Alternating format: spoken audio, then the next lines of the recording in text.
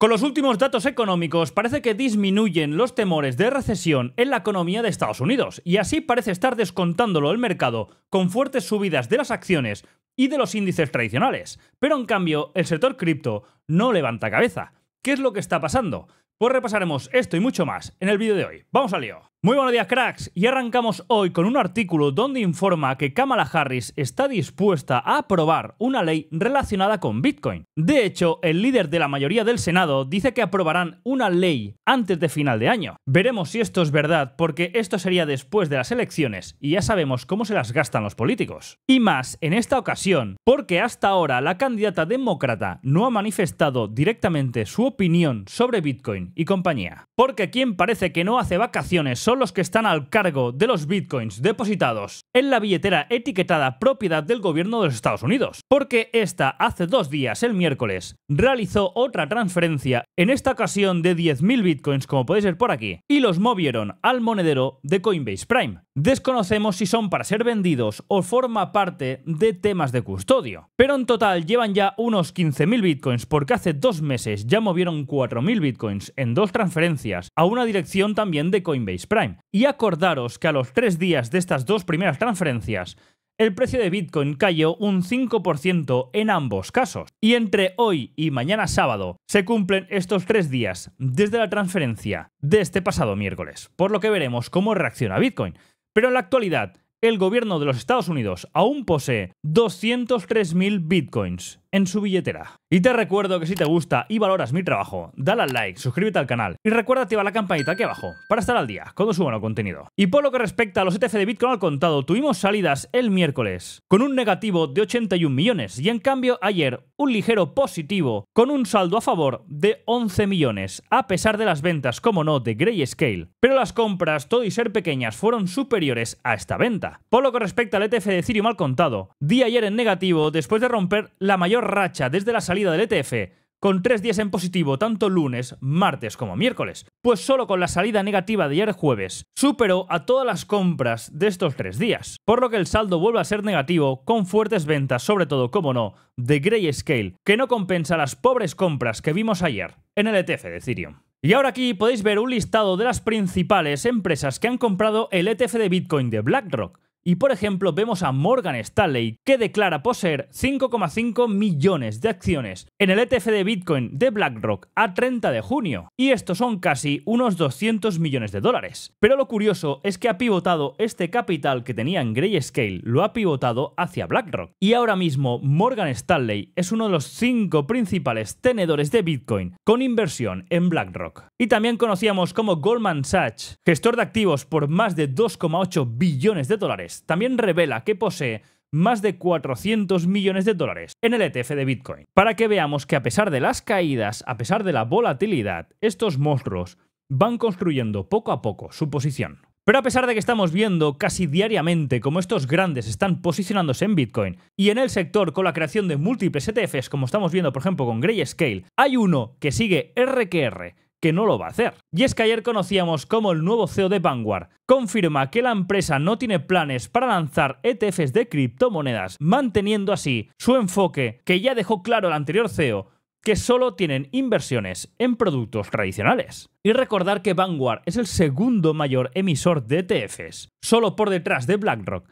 Pero quizás el hecho de no abrirse al mercado cripto puede suponer una gran desventaja para Vanguard de cara a futuro, y más viendo lo que llega a mover el ETF de Bitcoin. Y atención con esta noticia, porque la SEC anuncia la aprobación del primer ETF apalancado de MicroStrategy. Y este ETF permitirá maximizar las ganancias y, como no, también las pérdidas a los inversores con los movimientos de las acciones de la empresa de Michael Saylor. Y ahora pasando a Coinbase, el cual, atención, custodia alrededor de 850.000 bitcoins. Cuidado que se pone seria la cosa, porque Coinbase estaría desarrollando su propia versión de Bitcoin envuelto, lo que se conoce como Wrapped Bitcoin, el cual se llamará CBBTC. Pues este producto permitirá a usuarios interactuar con aplicaciones descentralizadas y servicios financieros en la blockchain de Ethereum utilizando Bitcoin, aumentando así la flexibilidad y la utilidad de sus activos digitales. Pero de momento aún no se sabe si estos Bitcoins envueltos estarán en la red de capa 2 de Ethereum de Coinbase, la red Base, donde ya están disponibles otros tokens envueltos de Bitcoin y de Ethereum.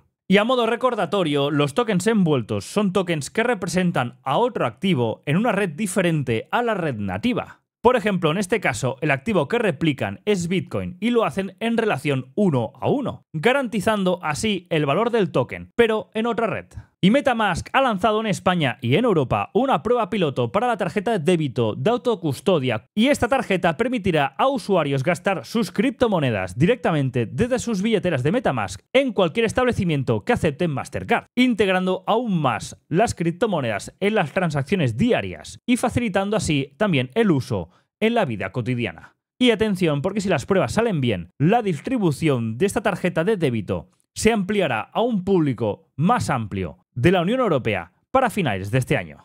Y por último, fijaros en este gráfico, porque en un artículo de Cointelegraph han publicado un cálculo estadístico realizado por un analista llamado Admantech. Y atención, porque este comenta que ir al casino es más rentable que invertir en memecoins. Y en esta prueba realizan una simulación con una apuesta de $100 a un solo número en la ruleta americana. Y esta calcula que tiene un 2,6% de probabilidades de éxito, que es una entre 38, y las ganancias serían de aproximadamente $3.600. Pero en cambio, si esto lo calculamos invirtiendo en memecoins, el hecho de saber escoger una memecoin que pueda tener éxito en un futuro, calculándolo esto a una proporción similar a lo de la ruleta, pero en una plataforma como la de PumFam, como pone por aquí, comenta que la probabilidad de éxito es mucho menor, concretamente del 0,12%, que es una entre 833. Y además, en caso de tener éxito, el usuario ganaría solo 1.380. Por lo que atención, porque es curioso este análisis, como comenta que esta la ruleta, que ganas una de cada 38 veces, es muy superior a invertir en memecoins, que ganas una vez de cada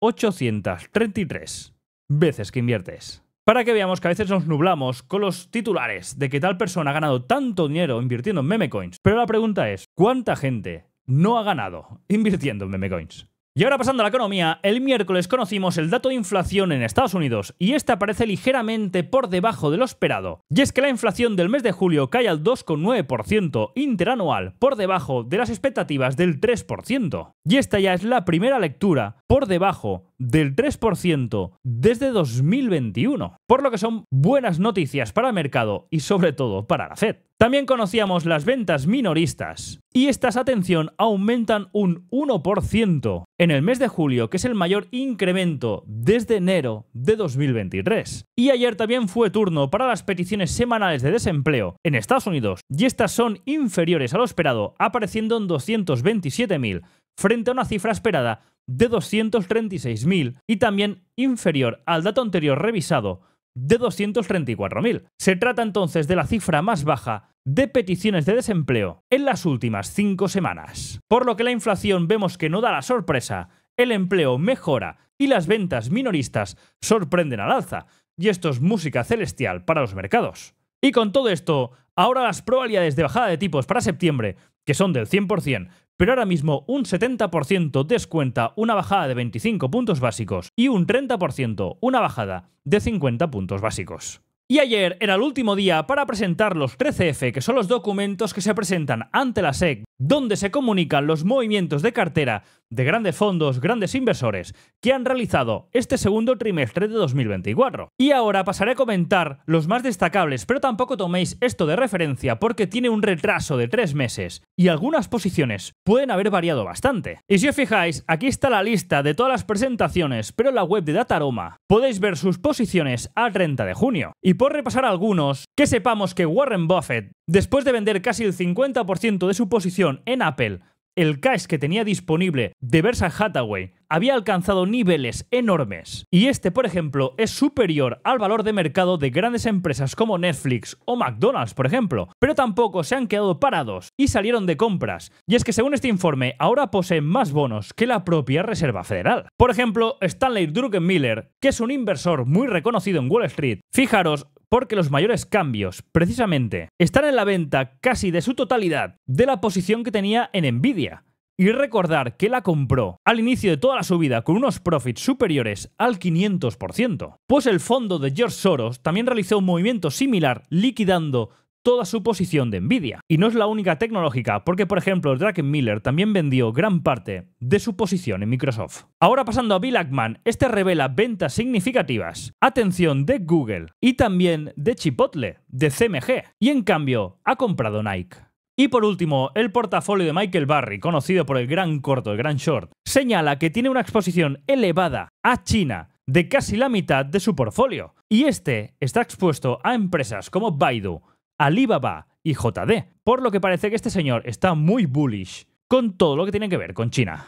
Pero fijaros que hay un patrón que se repite y es la venta de la gran tecnología por parte de estos grandes inversores. Y de hecho no son los únicos que han hecho caja con las tecnológicas, porque el fondo soberano noruego logra una rentabilidad del 8,6% gracias a las tecnológicas, y se ha conocido que el Norges Bank, que es el banco central de Noruega, posee más de 1,1 millones de acciones de MicroStrategy. Y atención, porque estos en el pasado hicieron público que no les gustaba mucho el tema cripto, pero en cambio están invertidos en una empresa que ya sabemos qué es lo que tiene en su balance, la empresa de Michael Saylor.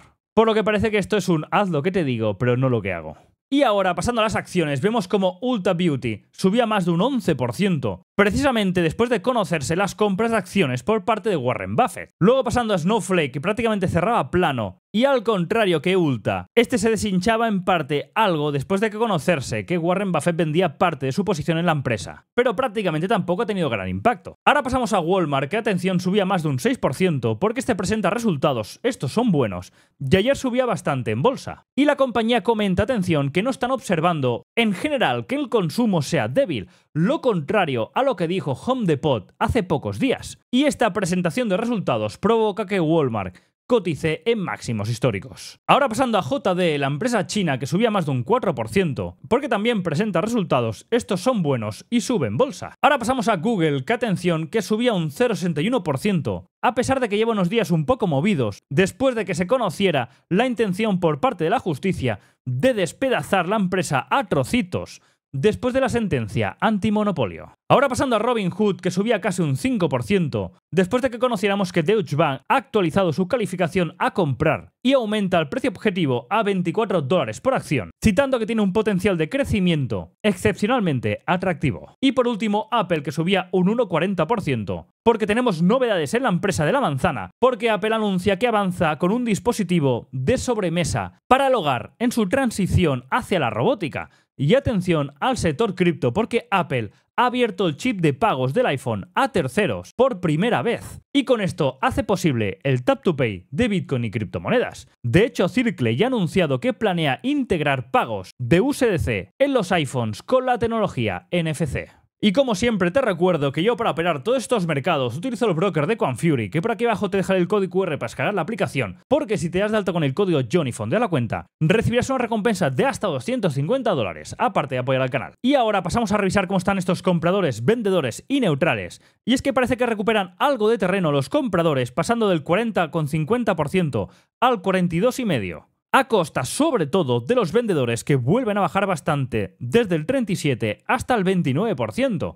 Y los neutrales más o menos también avanzan un poco, pero más o menos se encuentran en la zona del 29%, que es una posición igual a la de los vendedores. Por lo que se vuelve a ver un sentimiento más comprador en el mercado, sobre todo con este último rebote y estas fuertes subidas en los mercados. Porque mirando cómo está el sentimiento de miedo-codicia, este se recupera un poco, sale ya del miedo extremo y se estabiliza en la zona central de miedo con una cifra del 33, mientras que en criptomonedas estamos volviendo a la parte baja del miedo en zona de 27, volviendo a tocar la zona cercana al miedo extremo. Y para hoy viernes, después de que el día fuerte de la semana fuera el miércoles con el dato de inflación, hoy conoceremos datos de construcción de viviendas en Estados Unidos, también las expectativas de inflación de la Universidad de Michigan y por último el sentimiento al consumidor de Estados Unidos. Pero en principio ahora entramos en un pequeño oasis de tranquilidad hasta finales de la semana que viene, con la reunión de Jackson Hole, que es el 22 y 24 de agosto, y concretamente el día 23 en la apertura será cuando hable Powell, y es el segundo match ball de este mes que habrá que tener muy en cuenta junto con la presentación de resultados de Nvidia el día 28 de agosto.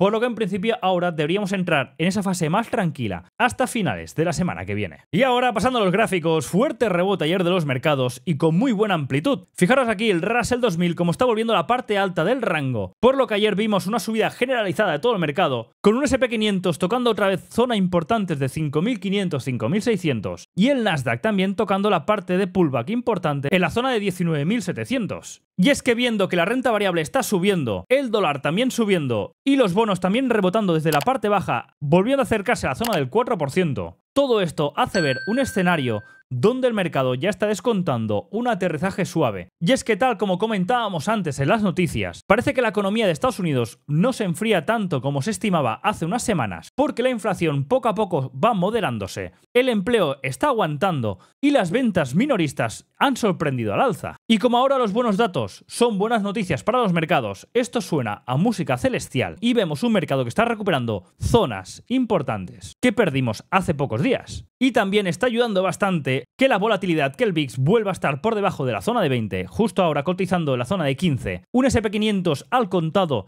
tocando y rozando la zona de 5.550. Y como comentábamos antes, un rendimiento aguantando la parte del 380, porque sí que gusta que el rendimiento esté bajo, pero no que caiga cuchillo como lo hacía hace pocas semanas. Y interesa que se estabilice justamente por esta zona entre el 3,80 y el 4%. Por lo que respecta a los futuros, ya os comentaba antes que es muy importante controlar justamente la zona ahora, que es una confluencia de muchos eventos que está pasando ahora en estos niveles del SP500. Y es que aquí se junta la vuelta a la directriz rota en la zona de 5.600, junto con la última estructura bajista en 5.600 también, y junto al último bloque que empezó la última rotura estructural también en 5.600, para que veamos que todo se junta en este punto.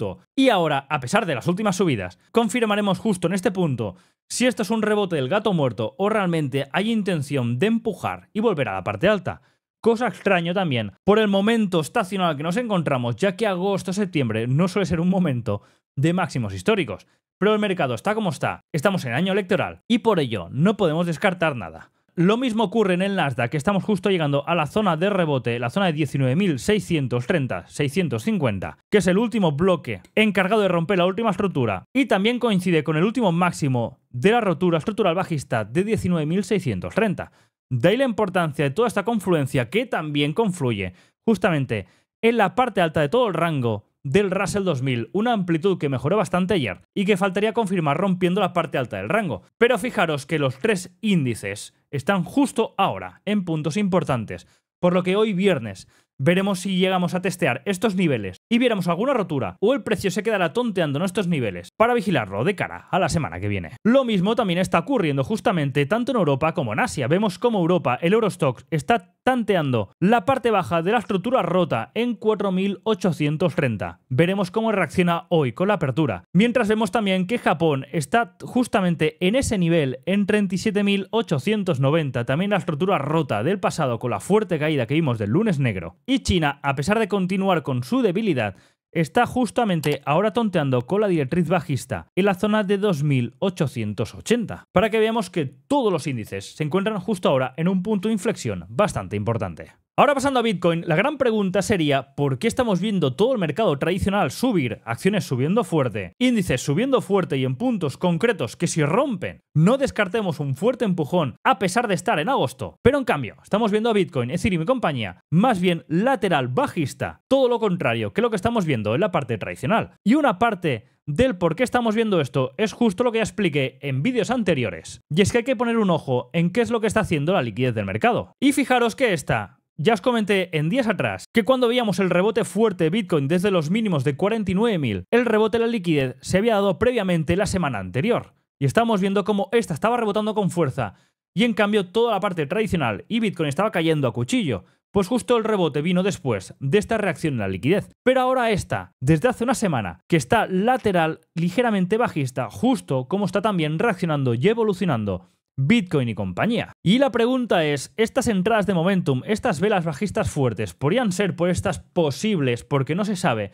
posibles ventas que está ejerciendo el gobierno de los Estados Unidos o simplemente es por el FUD, porque realmente solo hay constancia de este movimiento de bitcoins hacia una billetera de Coinbase Prime, pero tampoco se sabe si realmente los han vendido o no, por lo que simplemente puede ser que sea un FUD, una reacción del mercado a este miedo porque otro gobierno se sume a lo que ya hizo el gobierno de Alemania con la venta de todos sus bitcoins. Pero sí que es cierto, y como ya hemos visto, que estos días no paramos de conocer documentos presentados por bancos, por fondos de inversión, por inversores, etc. Y la exposición a Bitcoin de forma directa o indirecta está aumentando, por lo que es muy posible que esta gente en estas caídas esté acumulando, porque la última caída que vimos a la zona de 49 y la recuperación tan rápida a la zona de 63, ya te digo yo que estas compras no las haces ni tú ni yo. No somos capaces de mover el precio de esta manera y que en cuestión de pocos días aumente nada más ni nada menos que un 30%. Para que pongamos un poco en contexto toda esta parte de caídas lateral bajista que estamos viendo en Bitcoin a pesar de las fuertes subidas en la parte tradicional, pero recordar que la parte tradicional tiene un input que se activó hace pocos días, que era la recompra de acciones, que siempre sabemos que es una variable muy importante y de mucho peso que empuja bastante fuerte al mercado, y un mercado donde habíamos visto fuertes caídas últimamente, estaban realmente a precios con un descuento interesante.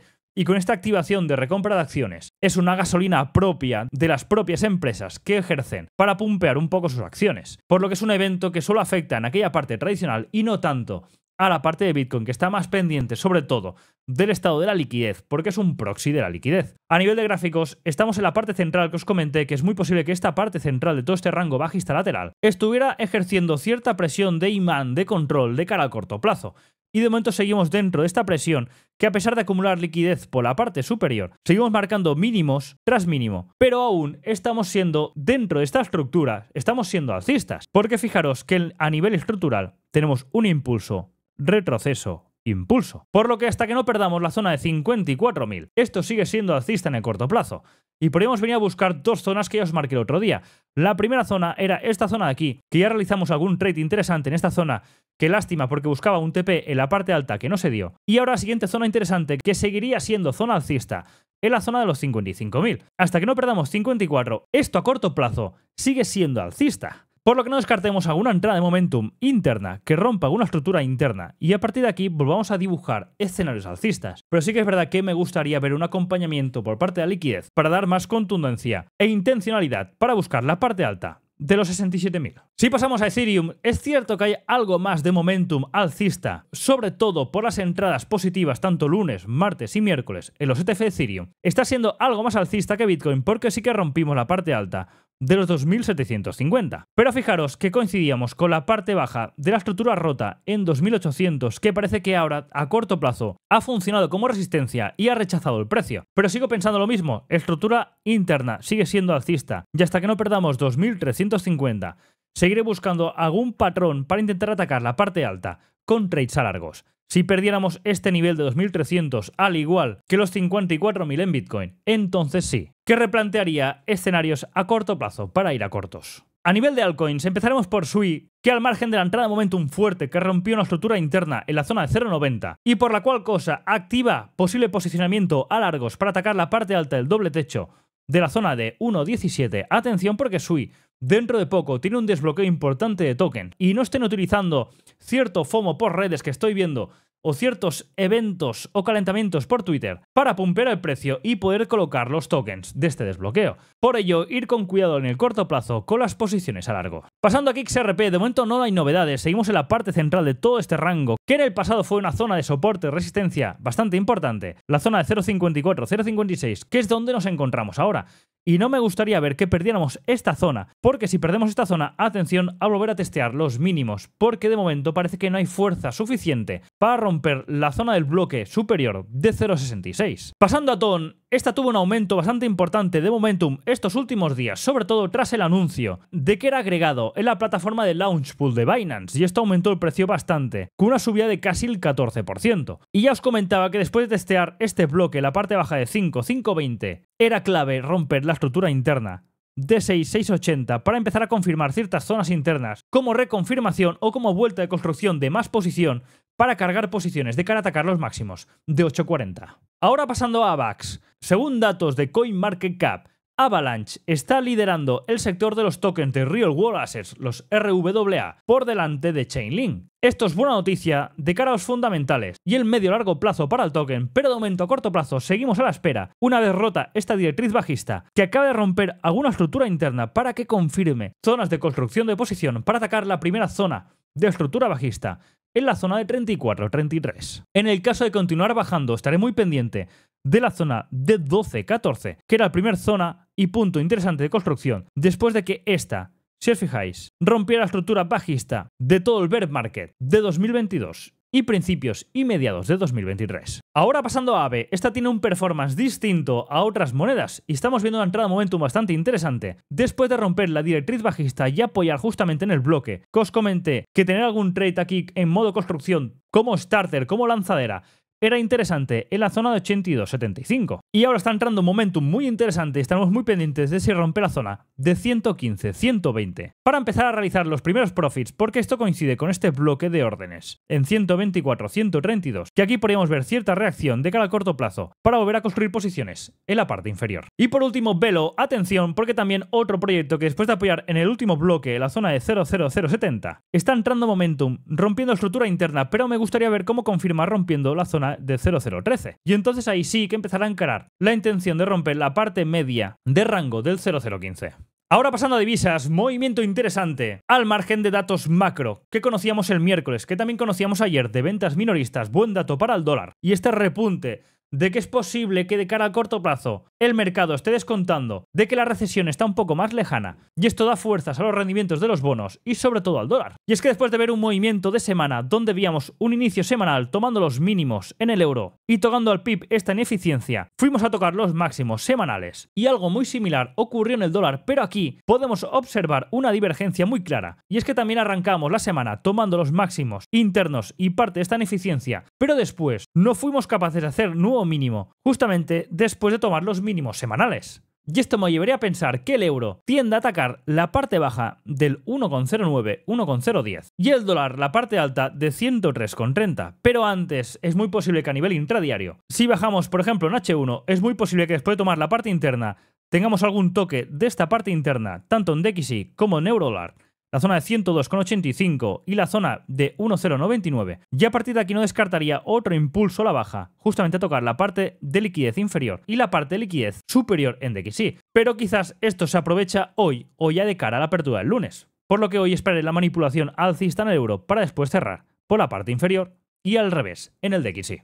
Y por último, commodities, el oro tonteando con la parte superior de los máximos históricos en 5.485, mientras que la plata sigue con su estructura descorrelacionada del oro y de momento tiene estructura bajista, por lo que de momento estaré pendiente si me rompe la parte interna de los 29,20, para entonces sí empezar a planificar escenarios a largos. Pero de momento lo tengo en el congelador. Y petróleo sigue a la espera de esta tensión en aumento, si va más o si va menos en Oriente Medio, y sigue en esta parte central cercana a 80-78. Y es que después de tomar estos mínimos, hemos ido a tomar la liquidez interna al PIB justamente en esta zona, fijaros, y es muy posible que hagamos cierta corrección de cara al corto plazo, para que veáis que todos los activos tienden a moverse buscando los mismos puntos estructurales. Perfecto, con esto cerramos ya el vídeo por hoy. Hoy estaré pendiente de este cierre semanal de la parte tradicional, que estamos viendo un muy buen rebote, un fuerte rebote, y justo están llegando ahora todos los índices, tanto europeos, asiáticos como de Estados Unidos, están llegando a zonas importantes, donde podríamos ver cierta reacción, por lo que estaré pendiente justamente de esos niveles, y también, como no, de esta descorrelación del sector cripto respecto a la parte tradicional, a pesar de que estemos viendo que muchos grandes bancos de inversión y grandes inversores se están posicionando en Bitcoin, pero este de momento no está mostrando señal de rebote, por lo que parece más una manipulación quizás, para cansar al pequeño inversor, para sacarlo de ciertas posiciones, antes de realizar movimientos mucho más interesantes. Y con esto ya cierro. Que vaya muy bien el día, que vaya muy bien el fin de semana. Cuidado con los SLs y nos vemos el lunes. Hasta luego.